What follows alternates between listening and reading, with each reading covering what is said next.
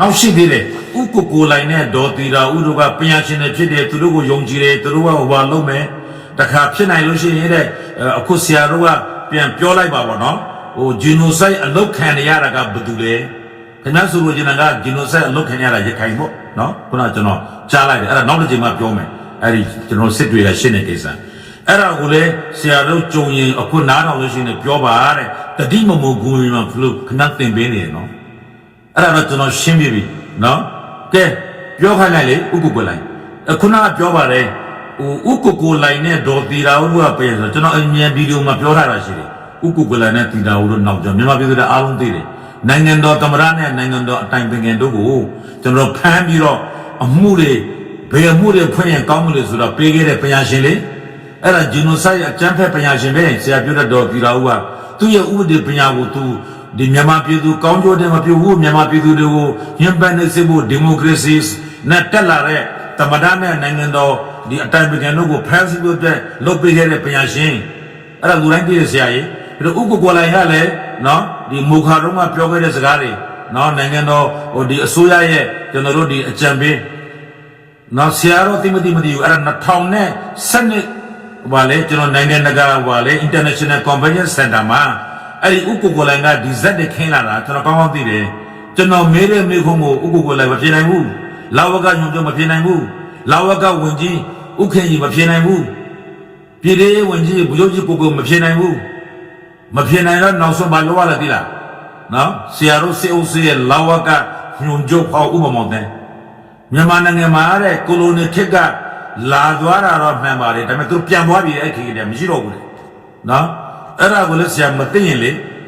International Convention Center ရဲ့ဗီဒီယိုတွေမှတ်တမ်းတွေဆရာရှာကြည့်လိုက်ရှာမတွေ့ရင်ပြဿနာမရှိဘူးကျွန်တော်ရဲ့ရွှေကျုပ်ဆိုတဲ့ YouTube channel မှာကြည့်လိုက်အခုတည်းဗီဒီယိုကြည့်ရှိတယ်ဆရာကြီးနော်ဆရာရောက်ဖို့မှာပါနေပြည်တော် International Convention Center 2012ခုကျွန်တော်စက်တင်ဘာလ23လ4လမသိဘူးအဲ့မှာနောက်တစ်ခုကတဲ့ဗာလဲဆိုတော့သူတို့ကနိုင်ငံတော်ရဲ့ကိုယ်စားလှယ်ပါအကြုံကြည့်နေဥကိုကိုလိုက်နဲ့ဒေါ်တီရာကနိုင်ငံတော်ရဲ့ကိုယ်စားလှယ်ဟုတ်လားပြည်သူတွေကအဲ့ဒါလက်ခံလားအဲ့ဒါဘုသူနိုင်ငံတော်လေအဲ့ဒါတန်းသားစေပြည်သူတွေရဲ့နိုင်ငံတော်ဆရာတို့နိုင်ငံတော်အခုထိုင်နေတဲ့၄ယောက်ရဲ့နိုင်ငံတော်မဟုတ်ဘူးမင်းအောင်လိုင်နဲ့ဒီအကြမ်းဖက်အုပ်စုရဲ့နော်ရိုဟင်ဂျာပါဝင်ပြည်သူတွေအလုံးဂျီနိုဆိုက်အလုတ်ခံနေရတဲ့ပြည်သူတွေရဲ့နိုင်ငံတော်ဆရာတို့ပြောနေတာပန့်ပိုးနေတာဥကိုကိုလိုက်နဲ့ဒေါ်တီရာကနိုင်ငံတော်ကိုစားပြုပြီးတော့သွားတာမဟုတ်ဘူးမကြားလိုက်ဘူးလား NUG ကပြောခဲ့တာလေ NUG ဆိုရကသူတို့ကနိုင်ငံတော်ကိုကိုစားမပြောဘူးဒါမတရားတက်လာတဲ့ဓမြဆိုရလေနိုင်ငံတော်ကိုကိုစားပြုတာကပြည်သူတွေရွေးကောက်တင်မြှောက်ခဲ့တဲ့ခုနက NLD အခုတော့ NUG အနေနဲ့သူတို့လုပ်နေတာပေါ့အဲ့ဒီ NUG ကလောလောဆယ်ကျွန်တော်နိုင်ငံတော်သမ္မတဦးဝင်းမြင့်နဲ့ဒေါအောင်ဆန်းစုကြည်ကိုယနေ့ထိသူတို့ကသူတို့ website မှာကြည့်လိုက်လေအဲ့ဒါပဲဒါကိုစားပြဒါမဲ့ဒီကျွန်တော် ICJ ရဲ့လုံထုံးလုံနေအရာတော့ဒီစစ်အုပ်စုတွေခေါ်တာကဒါသူ့ရဲ့ဥပဒေနိုင်ငံတော်ကိုကိုစားပြုလို့ခေါ်တာမဟုတ်ဘူးပြင်းမကျူးလုံသူမလို့ခေါ်တာ NUG တွားတဲ့ရင် NUG ပဲအဖြစ်ဖြစ်မှာပေါ့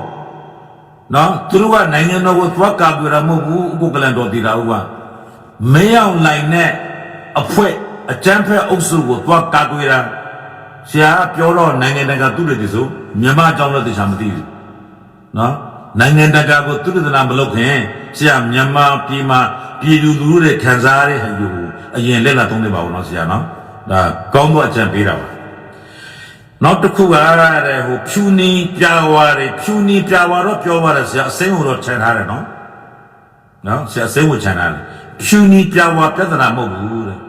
အဲ့ဒါတော့လူတိုင်းသိတာကိုဆရာကြီးနော်ဖြူနီပြဝါပြဿနာမဟုတ်ဘူးဒါပေမဲ့ပြဿနာပါလေတဲ့လားအစိမ်းရဲ့ပြဿနာဆရာစကားမှာပါတယ်ဖြူနီပြဝါရဲ့ပြဿနာမဟုတ်ဘူးအဲ့ဒီအစိမ်းဆိုတာလေကြံ့ဖို့အဲ့ဒီအစိမ်းဆိုတာလေတက်ဆိုတာလေအစိမ်းအဲ့ဒါသူတို့ရဲ့ပြဿနာအစိမ်းရဲ့ပြဿနာဖြူတွေနီတွေပြာတွေဝါတွေသူတို့ပြဿနာမဟုတ်ဆရာအမှန်တရားတစ်ခုတော့ပြောပါတယ်နော်ဆိုလိုချင်တာဒါအစိမ်းဒုမဟုတ်စစ်ယူနီဖောင်းနဲ့အစိမ်းကြံ့ခံရလဲအစိမ်းပြဿနာဖြူနီပြဝါပြဿနာမဟုတ်ဘူးဆိုတာတခါဆရာလည်းပညာရှင်ဆိုတော့နော်နည်းနည်းလေးပြည်သူတွေကိုနည်းနည်းလေး နှစ်ရလို့ပြောတာလားမသိဘူးနော်အဲ့လိုသာပြောခဲ့တဲ့ဆိုရင်တော့ကျေးဇူးပဲဆရာကြီးနော်အစိမ်းရဲ့ပြဿနာပဲဒါဖြူနီပြဝပြဿနာမဟုတ်ဘူးအဲ့ဒါမှန်တယ်အားပေးရမယ်အမျိုးသားရေးပြဿနာလေအမျိုးသားရေးဆိုတာဒါမဘာသာလို့ဆိုလို့တော့နော်ပြီးရင်လေပြောလိုက်ပြီးသိပါတယ်တရားပါလေဖုန်ကြီးကိစ္စတော့ဆရာပြောဦးတယ်နောက်တစ်ခါပဲကျွန်တော်ပြောမယ်ပြီးတော့နောက်တစ်ခုပြောသေးတယ် ICJ ရဲ့အဖြေကအောက်ကောင်းကဘာပဲထွက်ကြောက်စရာမလိုဘူးတဲ့ ICJ မှာ enforcement power မရှိဘူးတဲ့ဆရာ ICJ ကကမ္ဘာနေလုံးတရားဘူး power အားလုံးတနေရာထဲမှာချုပ်ပြီးမှ power ပြချင်တာကစစ်အစိုးရအဲ့ဒါမျိုး enforcement power ရှိတာ ICC ရှိတယ် ICJ ကလုံးဝ judicial power UN ကသူကဒါ interstate organization အဲ့ဒါပြောလို့ရှိရင်အခါအားလျော်စွာဒီ international UN tribunal ကိုတဖွင့်တယ်ယူဂိုစလာဗီးယားအတွက်ဖွင့်တယ်ရဝမ်ဒါအတွက်ဖွင့်တယ်ကမ်ဘောဒီးယားအတွက်ဖွင့်တယ်ကမ်ဘောဒီးယားအတွက်လည်းဖွင့်တာက UN နဲ့ကမ်ဘောဒီးယားနဲ့ပေါင်းပြီးတော့ဖွင့်ပြီးတော့ဒီကျွန်တော်ခမာနီခေါင်းဆောင်တွေကို genocide နဲ့အပြစ်ပေးတယ်ကိုကအပြစ်မပေးခင်တရားစီရင်မှုမပြီးခင်မှာပဲကြောက်ပြီးတော့မှသေသွားတာလေပို့ပေါ့ဆရာအဲ့ဒါကိုလည်းမပြောသွားဘူးနော်ပြီးတော့ဆရာတခုပါလဲမပြောပါလဲဟိုအားတဲ့ကမ်ဘောဒီးယားနဲ့ထိုင်းနိုင်ငံကိစ္စကိုတဲ့ဒီပါတင်သွားတာ ICJ မှာလည်းဘာလို့လဲရတယ်ဩဆရာနိုင်ငံတကာရေးသုံးတယ်လို့ပြောတယ်ဆရာတခြားလည်းမကွေးအကြောင်းအလည်းမကွေးဘူးဆရာထိုင်းနဲ့ကမ်ဘောဒီးယားဖြစ်တာက genocide မဟုတ်ဘူးအဲ့ဒါ criminal case မဟုတ်ဘူးနိုင်ငံ pure dispute တချို့ dispute က criminal ပါတယ် genocide ပါတယ် crime against humanity ပါတယ်နောက်တချို့ဟာကတော့နေစေအငြင်းပွားမှုရှိတယ်အဲ့1965ခုနှစ်မှာလည်းဖြစ်ဘူးတယ်နော်ဆရာလည်းမပြောအဲ့ဒါဖျားကြောင့်ကိစ္စအငြင်းပွားမှုအဲ့ဒါတော့ကမ်ဘောဒီးယားကိုအနိုင်ပေးလိုက်တယ် ICJ ကနောက်တစ်ခါဒီ2013မှာနောက်ဆုံး2013မှာအနိုင်ပေးတာအခုတလောဖြစ်နေတဲ့ဟာကလည်းဒီယိုဒီယာနဲ့ကျွန်တော်တို့ဒီရပါလေကမ်ဘောဒီးယားနဲ့ကသူတို့နေစေနေရာမှာတချို့ပိုင်ဆိုင်မှုအငြင်းပွားနေတာဂျီနိုဆိုက်မဟုတ်ဘူးအခုဟာဂျီနိုဆိုက်ကိစ္စဆရာလည်းရောလိုက်ပြီနော်ဆိုတော့လူပညာပေးရင်လေကျွန်တော်ပြောပြီးဂျန်စီတွေကဆရာတဲ့ပုံသလားရှိတယ်နော်ဆရာတဲ့ပို့ပြီးတော့စာဖတ်ရကောင်းတယ်အခု AI မှာခောက်တာနဲ့ပေါ်တယ် Google မှာခောက်လိုက်တာနဲ့ပေါ်တယ်နော်ကြည့်ရဆရာအဲ့ဒီ AI တွေ Google တွေနော်မသိဘဲနဲ့ကိုယ့်ရဲ့ဟိုလေတင်ပေးထားတဲ့အတိုင်းပဲဆရာတို့ကလည်းလေစစ်အုပ်စုကဒီ MRTV မှာမလာခင်ဟိုဗာလေဟိုဗာပြန်ကြားရေးဝန်ကြီးကလက်ချာရိုက်ထားတဲ့အတိုင်းပဲပြောတာပါနော်ဒါဆိုဆရာတို့ကအသိရနဲ့ပြောနေတာမဟုတ်ဘူးဒါခိုင်းတဲ့စစ်ကောင်စီရဲ့ခိုင်းတဲ့သူတို့ပြောသလိုပြောခိုင်းတယ်လို့ပြောနေတာဆိုတော့ပေါ်လွင်ထင်ရှားပါလေပြီးလို့ရှိရင်လေအခါအဲ့ဒီကမ်ဘောဒီးယားကိစ္စမှာခုနက genocide လုပ်ခဲ့တဲ့ဒီရောဘာလေခမာနီခေါင်းဆောင်ပို့ပေါ့ကိုတရားစီရင်တာလည်းမပြောဘူးဟိုယိုဒီယာနဲ့ကမ်ဘောဒီးယားကိစ္စအဲ့ဒါ genocide လည်းမဟုတ်ဘူးမဆိုင်ဆရာကပြောရတယ်နော်မဆိုင်တဲ့ကိစ္စကိုဆရာပြောရတယ်ဒါတခုပြီးတော့ကြောက်စရာမလိုဘူးတဲ့ပြောပဲတဲ့အဲ့ဒါတော့ဆရာကိုပြုစုတယ်နဲ့ဘာမှကြောက်စရာမလိုဘူးကျွန်တော်တို့ကတော့ပြောပဲနေဆိုင်တယ်အဲ့ဒီမှာဇကားထဲမှာဇာတိပြတယ်ဆိုတာလေဒါဆိုဆရာကိုယ်တိုင်ကတန်း90ပြည်သူကိုပြောလိုက်တာပဲဆရာကျေးဇူးပဲနော်ဆရာတော်ကအမှုရှုံးမယ်ဆိုတာသိနေပြီမနိုင်တော့ဘူးဆိုတာသိနေပြီလောလောဆယ်ကစစ်အုပ်စုနဲ့ဒီကျန်းဖုံးကနိုင်ငံတော်ကိုအုပ်ချုပ်တဲ့အခါမှာအာဏာလွှဲမှအစဉ်ပြောင်းဖားပြီးမှသူတို့ပဲကာကွယ်ပေးနေတာနော်အဲ့ဒါကြောင့်မဟုတ်ရင်နိုင်ရင်ဘာမှကျင်ဆရာမလို့လေနိုင်ရင်ပြောပါလားဆရာတို့တက်တရှင်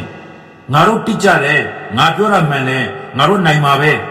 ဘာမှရင်ဆယ်စရာမလိုအဲ့လိုပြောမှာလေဒါပေမဲ့ဆရာကအဲ့လိုမပြောဘူးဘယ်လိုပြောလဲကျွန်တော်တို့ကမကြောက်ဘူးတဲ့ပြောပဲတဲ့အေးပြောပဲမနေနောက်ရွေးချယ်စရာမရှိတော့ဘူးလေဂျီနိုဆိုက်ကျူးလွန်ထားတာကိုကမ္ဘာတရားသူကြီးကနေဆုံးဖြတ်ရင်ဆရာကပြောခြင်းပြောငိုခြင်းငိုဘာမှမတတ်နိုင်အမှန်တရားကိုဆုံးဖြတ်မှာပဲကျွန်တော်တို့ကလည်းကြိုးပြောအမှန်တရားဆုံးဖြတ်ဖို့အတွက်စောင့်နေတာဒါပေမဲ့ကျွန်တော်တို့ကအမှန်တရားသိတယ်အကုန်သိတယ်ဆရာတို့တဲ့ရခိုင်ကျောင်းကိုကျွန်တော်ကဘူးသီးတော်မျိုးနဲ့ကိုယ်တည်းဆရာသိမှာပါအကုန်သိတယ်မသိတဲ့ဘာမှမရှိဘူးသိရင်လေဒီလောကမှာအသိတစ်ခုတည်းနဲ့မရဘူးဘောင်ဝင်ရတယ် legally သွားတယ် politically ဒါဆို motive မှန်ရတယ်နော်အကုန်လုံး procedure ကြစနစ်ကြလောက်ရတယ်ဒါကစနစ်ကြသွားနေတာစနစ်ကြလောက်ရဘူးလို့ဆရာတို့ကမီဒီယာပြောလိုက်ဟိုကပြောလိုက်ဒါက ငွေကြေးကိစ္စပြောလိုက်နော်ငွေမမြင်ဘူးလားဆိုလို့ဆရာတို့ရှင်းရှင်းမယ်ရိုဟင်ဂျာတွေကလေသူတို့ရဲ့ဒေသမှာရှေးပဝေတင်နေကြတဲ့သူတို့ရဲ့ပိုင်ဆိုင်မှုတွေလေမြင်ပိုင်ဆိုင်မှုတွေကြည့်လို့ရှိရင်လေဆရာတော့ပုဂ္ဂိုလ်တွေတော့မပြောတော့ဘူးဆရာကြီးဆိုဆရာတို့ကကျွန်တော်တို့စော်ကားထားတယ်နော်ရိုဟင်ဂျာကငွေပြည့်လို့နေတာမဟုတ်ဘူးရိုဟင်ဂျာတွေရဲ့ပေးဆက်လိုက်ရတဲ့ဒါမျိုးဆုံးချုံသွားတဲ့ဒီအသက်တွေအိုးအိမ်တွေ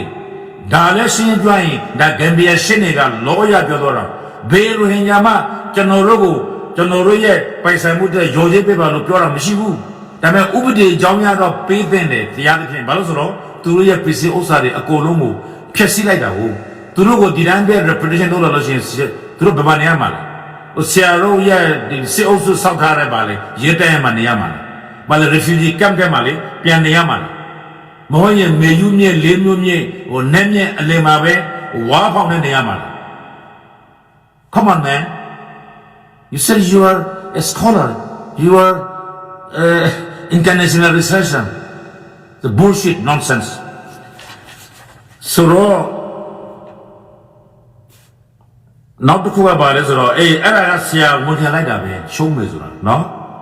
အဲ့တော့ရှုံးမယ်ဆိုတော့ဝန်ခံလိုက်ရင်ဆရာဒီ MRDB စကားဝိုင်းကိုပြောမနေနဲ့တော့လေ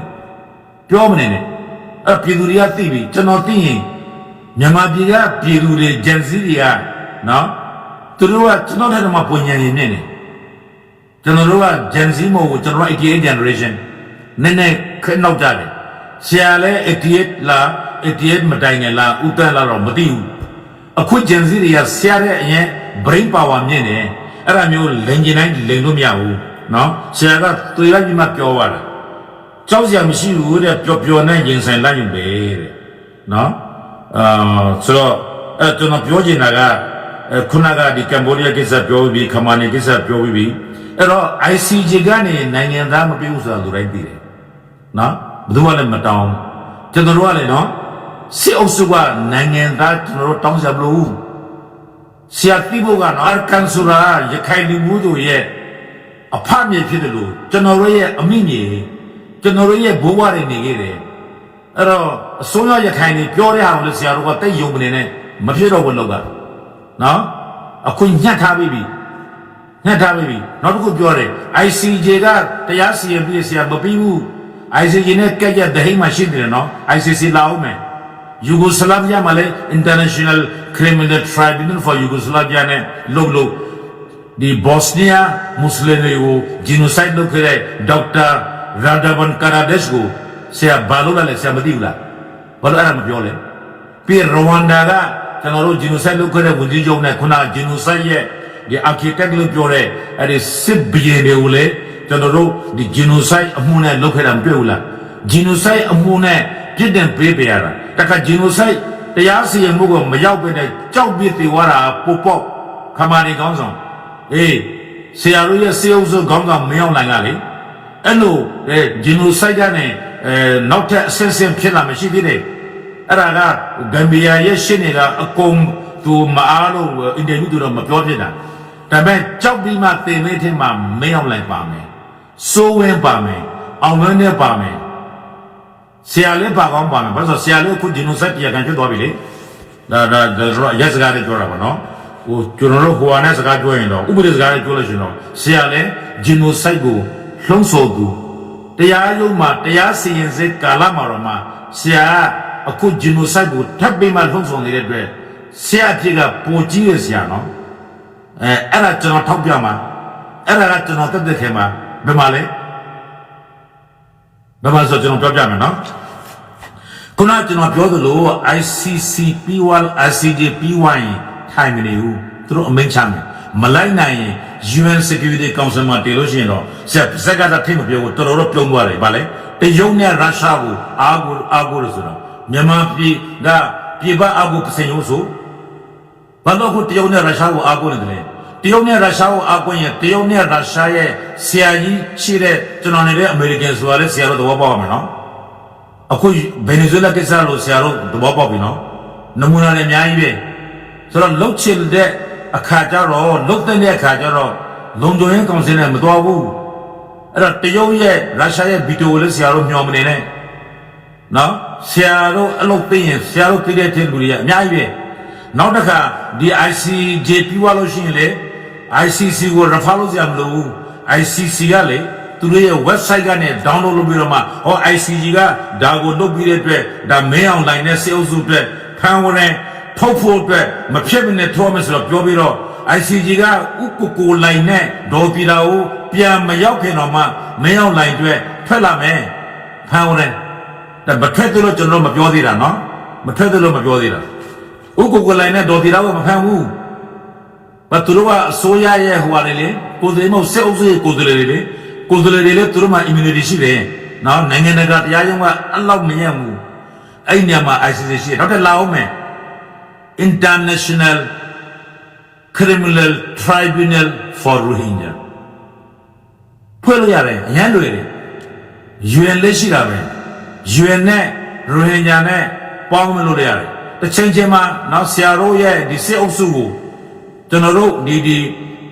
ဒီပါလေအမျိုးသားညီညွတ်ရေးအစိုးရနဲ့ကျွန်တော်တို့ဒီ Gen Z တွေကအနိုင်ယူတဲ့အခါကျတော့သူတို့ကိုယ်တိုင်ကပြည်ထဲမှာဖမ်းအောင်မှာပြည်ထဲမှာတော့ဖမ်းခံရအောင်မှာ genocide လုပ်တဲ့လူသားမျိုးနဲ့ပေါ်မှာကျွလွန်တဲ့လူကဘယ်တော့မှတောင်းမအမေရဘူးအသေးဆုံးနဲ့တင်မယ်နော်မဟုတ်ရင်လည်းနှလုံးကွဲပြီးမှအသေးကွဲပြီးတော့မှလေအဲ့ဒါမျိုးငုတ်တုတ်မှလည်းဒီလိုက်ကြီးမြင်ညိုခံရမယ်ဒါကကဘာမှာတက်တဲ့တရားတွေအများကြီးရှိတယ်နော်အခု Wikipedia တို့ Google တို့ AI တို့ခင်မှာဒါတွေကဖုံးကြလို့ရတဲ့ကိစ္စမဟုတ်ဘူးလူတိုင်းသိတယ်အကုန်သိတယ်အဲ့တော့ဆရာကနောက်ဆုံးတစ်ခုပြောလိုက်မယ်နော် The Rohingya Tribunal ဆိုတာလောက်ထားပြီအလကားမဟုတ်ဘူးမသိရင်ဆရာကျွန်တော် Facebook ဝင်ကြည့်လိုက်ဘာလဲထပ်ပြောမယ်နော်ဆရာလည်းသတိမမုံဂုံမငြိမ်ဖြစ်မှာဆိုလို့ The Rohingya Tribunal လာအောင်မယ်အဲ့ဒီမှာလေခုနကအာကာနာမျိုးကိုခြံထားပြီးမှပြောတာမဟုတ်ဘူးဒီဂမ်ဘီယာဖွဲ့ကသူတို့ကစစ်အုပ်စုတက်စစ်အုပ်စုရဲ့လက်အောက်မှာဘသူပဲရှိအာကာနာမျိုးရှိဘာရှိဘေးအာမီပဲရှိသူတို့ရောတရားဝင်လက်နက်ကန်ရောတရားမဝင်လက်နက်ကန်ရောအကုန်လုံးကဆရာတို့အဘတ်တာဝန်ဖြစ်လို့အဲ့ဒီpoint of view နဲ့ပြောတာအာကန်အာမီအကြောင်းရောဒီအာကန် civilian အရက်သားတွေရော RNB ပါတီရောပြည်သူ့ဆရာတော်ဝီရသူရောအကုန်လုံး diversity party ကိစ္စကိုရောဆရာတို့ကပြောရတာမချလိုက်ဘူးလားဆရာနေ့တိုင်းကြည့်တယ်ဆိုကြည့်ရဟာကိုကြည့်တဲ့အတိုင်းအမှန်တမ်းနဲ့ပြောလို့ဆရာကျွန်တော်ကပြောတယ်အမှန်တိုင်းအာဂနာနီကမြောက်ဖမ်းပေးတယ်သူတို့ရောက်တယ်ဒါအမှန်တရားပြီးတော့ဟိုဘကရှင်းနေပြောတာလည်းမှန်တယ်ဒါကဒီမင်းအောင်နိုင်ကိုဆွဲတဲ့ကိစ္စဆိုတော့မင်းအောင်နိုင်ကိုအရင်ဖမ်းဝရန်ထုတ်အောင်မလုပ်ဘဲနဲ့ဘာလဲထွန်းနေနိုင်မလို့ပါလားမပူနဲ့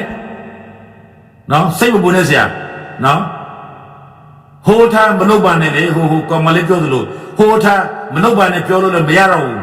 လုံးမတစ်ဆက်ပဲလာမယ်နော်စိတ်ရှိပါသိခင်ပါနော်ဟိုလာမယ်အခု the Rohingya Tribunal ကနေ the International Rohingya Tribunal လာပြီးမှထုတ်မယ်အခုလည်းထုတ်ထားပြီးသားပါနော်အာဂျင်တီးနားကလည်းမြောင်လာထုတ်လာပြီလေတော့သူကပြုံးနေတာပြုံးရင်းနဲ့ကိုမျက်စိတစ်ဖက်ဘယ်လိုပြောရလဲဆရာမမြင်ဘူးလားအဲ့ဒီမျက်စိကလေအဲ့ဒါ genocide လုပ်ခဲ့တဲ့လောလောဆယ်ကျင်းစာတင်းတဲ့မျက်စိအရင်တော့ကျွန်တော်မင်းအောင်လိုက်နဲ့လက်ဆွဲနှုတ်ဆက်မှုတယ်လို့တော့မတော့သူ့မျက်စိကအဲ့လိုမဟုတ်ဘူးကျွန်တော်သိတယ်ဟိုဘာဖြစ်ဆိုတော့နည်းနည်းလေးဗျာအဲ့တုန်းကလည်းပြင်းမကျွမ်းနေသေးတယ်သူ2019ရိုဟင်ဂျာကိုလုတ်ပြီးမှပြီးတော့2021မှာမြန်မာပြည်သူတန်း90ကိုလုတ်ပြီးတော့မှသူ့မျက်စိကအဲ့ဒါမဖြစ်သွားတာလာအောင်မဲ့နောက်တစ်ဖက်ပြီးမှလာမှဒီလက်ဒီလိုစတာပြည့်နော်ဒီမှာလက်ကောက်ငွေရောက်လက်ကောက်လာအောင်မယ်လောလောဆယ်မျက်စိတစ်ဖက်ပြီးနောက်တစ်ဖက်ပြီးငွေအောင်လက်ကောက်မပူနဲ့ဟိုထားမလုပ်ပါနဲ့လို့ဆရာတားလို့မရဘူးနော်မလုပ်ပါနဲ့ဆရာလည်းပြောသွားတယ်လေဟိုမှာတရားဥပမာကျွန်တော်လည်းပြောတာနော်ဆရာတို့ပဲဗမာစကားတက်တယ်မထင်နဲ့ဆရာလည်းနိုင်ငံတကာရေးမဟုတ်ဘူးနော်မှန်တယ်ကျွန်တော်ကဗမာလည်းမဟုတ်ဘူးဗမာစကားမတက်ပဲနဲ့နိုင်ငံရေးမှာဆရာတက်တာတယ်ဆရာနိုင်ငံတကာရေးမှာလည်းဆရာတက်တာတယ်ဆရာလည်းဂရိမမူဂုံငယ်ဖြစ်မှာဆိုလို့နော်ကျွန်တော်ရှိတာကိုဆရာကြုံတော့ပြောပြတာနော်ဆရာတို့အဲ့လောက်ထိတက်တရှိတဲ့အမေရိကန်ကိုလိုလိုက်ရင်ဘာဖြစ်လို့တစ်ဖက်ပိတ်လောက်သွားလဲရခိုင်ဖက်ကကိုယ်စလေပဲခေါ်တယ်ရိုဟင်ဂျာဖက်ကနေမခေါ်ဘူးရှိပါတယ်ပြည်တွင်းကအများကြီးကိုကျော်စိုးအောင်လို့ရှိတယ် ကျွန်တော်တို့ဟိုပါတီကဒီမိုကရေစီပါတီအခြားကျွမ်းကျင်တဲ့ပုဂ္ဂိုလ်တွေရှိတယ်မဟုတ်ရင်လည်းကျွန်တော်ကို online ကဖိလို့ရတယ်အဲ့ဒါမှလူတွေနည်းနည်းလေးခင်ဗျားတို့ဒီ MRTV ရဲ့ပြဿနာကိုနည်းနည်းယုံအောင်မယ်ကော်မရှင်ဖွဲ့တော့ကလည်းအေးမောင်ကြီးပါတယ်ဥရှင်မပါဘူးအခုလည်းခင်ဗျားတဲ့ MRTV မှာလုံနေတယ်ဟိုဘက်ကရခိုင်ပြောက်ကိုခေါ်လာတယ်တခါမှလည်းကျွန်တော်မမြင်ဘူးသူ့အကြောင်းလည်းပြောမယ်သူလည်းပပရ8000ပြောသွားတယ်အများကြီးလာမယ်နော်ကျွန်တော်ကလည်းအခုမှ45မိနစ်ရှိပြီအားနာတယ် Facebook ကြည့်ရမယ်ပြိတ္တကိုဆိုတော့တစ်ဖက်ပိတ်လို့တာဆရာတော်ကတစ်ဖက်ပိတ်ဝါတာဘာမှဟိုဟာတွေဒီဟာတွေပြောမနေနဲ့အဲ့ဒါကြောင့်မလို့ဒီ ICJ ကဆုံးဖြတ်ပြီးရင်အဲ့ဒီမှာပြီးမသွားဘူးနောက်ဆက်တွဲပြလာမယ်အိမ်မရတဲ့ညတွေနော်ကျွန်တော်တို့ဒီငွေရောင်လက်ကောက်ဝေးရမယ့်ဟာတွေဆိုတော့အဲ့ဒီဟာမတိုင်ခင်ခုန online ကြားဖြတ်နေအခုယူရီးယားမှာရောက်နေတဲ့ task force ရှိတယ်နော်နောက်တစ်ခါရှိသေးတယ်အမေရိကန်မှာလည်း genocide task force တခုဖွဲ့ထားတာအမေရိကန်အစိုးရကလည်းရိုဟင်ဂျာတို့မှာကျူးလွန်ခဲ့တဲ့ဟာကို genocide ကြေရထားတာဆရာတို့အဲ့ဒါလည်းနော်မသိရင်လည်းကိုမှတ်လိုက်ပါနော် genocide task force လည်းရှိသေးတယ် online ကြံဖြတ် task force ရှိတယ်အမေရိကန်နော်ကလုံရင်လုံတယ်ဒါပေမဲ့အချိန်ကြာတာပဲရှိတယ်အချိန်တန်ရင်နဘိန်ကန်လိုက်မယ်အကုန်လုံးဖြစ်လာမယ်မပူပါနဲ့နော်ပြီးလို့ရှိရင်နောက်ဆုံးပြောချင်တာကတော့ဆရာတို့ပြောတဲ့စကားဝမ်းကလည်းမြန်မာပြည်သူတွေတက်မို့စစ်အုပ်စုတတရာရောဖားနေကြဥက္ကိုလိုင်းနဲ့ဒေါ်တီလာဥက္ကလည်းနိုင်ငံတော်ကိုကိုစားမပြုဘူးလှုပ်ထုံးလုံနေရသွားတာသူတို့ကစစ်ကောင်စီမင်းအောင်လိုင်းနဲ့အပေါင်းပါတွေရနော်ဒီကျွန်တော်ပြောမလဲဒီပါလေတက်တယ်စစ်ခဲ့ဟိုတေဝါမှာဆိုလို့နော်ခုန pressure တက်ပြီးတင်မလား stress များပြီးတင်မလားနောက်တစ်ခါပဲအဖမ်းခံပြီးတော့နိုင်ငံတကာတရားရုံးမှာတင်မလားသို့မဟုတ်နောက်အနာဂတ်မှာမြန်မာနိုင်ငံ Federal Democracy ဖြစ်လာရင်ပြည်တွင်းတရားစီရင်တဲ့တင်မလားအဲ့ဒါမျိုးကိုမသေးဘူးတဲ့အဖြစ်စိုးနဲ့ဒီမကြုံရဘူးအတွက်စစ်အုပ်စုကိုလာကာကွယ်ပေးနေတာမြန်မာပြည်ကကလေးလေးတည်တယ်ဆရာကြီးအဲ့ဒါကမှဆရာတော်ကအကြီးကျယ်ဝေလုံးတယ်ကောင်းပါပြီကျွန်တော်ဒီလောက်မှရက်လိုက်မယ်နောက်တစ်ခါလာမယ့်အချိန်ကတော့ခုနကဒီကျွန်တော်တို့ရဲ့အမျိုးကျွန်တော်ရဲ့ရခိုင်ဒီအာကံပြည်နယ်ကအမျိုးဖြစ်တဲ့ရှင်းနေဦးတန်းမောင်စစ်တွေဥပဒေတရားရှင်နော်ဆရာဦးတန်းမောင်ကျွန်တော်ဥပဒေတရားရှင်မဟုတ်ဘူးဆရာကဥပဒေသမားဖြစ်ပြီးတော့ပြောသွားတာတွေကဘလို့ပေါက်လို့ပေးစားတယ်ပြောသွားတယ်နော်ဆရာရဲ့မျက်စိဆရာရဲ့လက်ဟန်ချေဟမှာဘလို့လာဆိုတော့အခုလိုပဲကျွန်တော်ကနောက်ထပ်တုံ့ပြန်မှု reaction ဒီဗီဒီယိုတစ်ခုနဲ့ပြန်လာမယ်ကဲကောင်းပါပြီအားလုံးကိုကျေးဇူးတင်ပါတယ်ကျွန်တော်ဗီဒီယိုကိုဒီနားထောင်ပေးတဲ့မြန်မာပြည်သူပြည်သားအားလုံးကိုကျေးဇူးအထူးတင်ပါကြောင်းပြောကြရဲ့ညီကုန်းချုပ်ပါတယ်အားလုံးကျမ်းမာချမ်းသာပါစေ